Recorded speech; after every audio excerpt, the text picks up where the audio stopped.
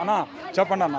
అన్న జగన్నే ఇష్టం వచ్చినట్టు ఇష్టపూర్వకంగా అనవసరంగా తిడుతున్నారు. ఆయన చేసే పనులు చాలా చాలా మంచి పనులు ఉన్నాయి. ఆయన సొమ్ము అమ్మఒడి కానీ ఆసరా డబ్బులు కానీ ఏదైనా కానీ తింటానే ఉండరు, తిడతానే ఉండరు. ఎందుకు? అవసరమైన వాళ్ళు సొమ్ము తీసుకోవద్దు. అసలు ఆయన సొమ్ము తాకూడదు. అది ఆయన సొమ్ము మటుకి తాకూడదు. అది అనవసరంగా తిడితే మటుకి పద్ధతిగా ఉండదు.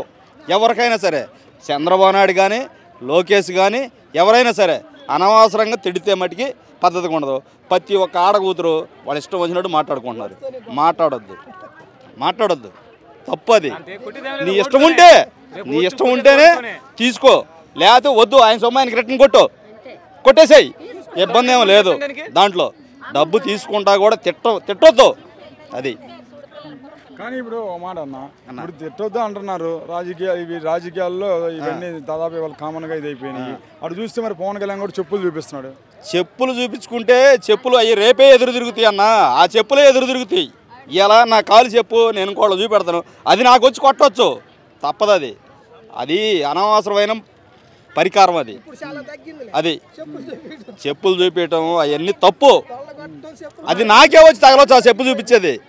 అది మరి ఇప్పుడు జగన్మోహన్ రెడ్డి ఒక్కడు, అటు చూస్తే పార్టీలన్నీ కలుసుకోవడం. ఒక్కడైనా కింగ్ అన్న, కింగే. పులే, సింహమే, పిల్లే. అది దాంట్లో మటుకి ఎలాంటి డోకా లేదు.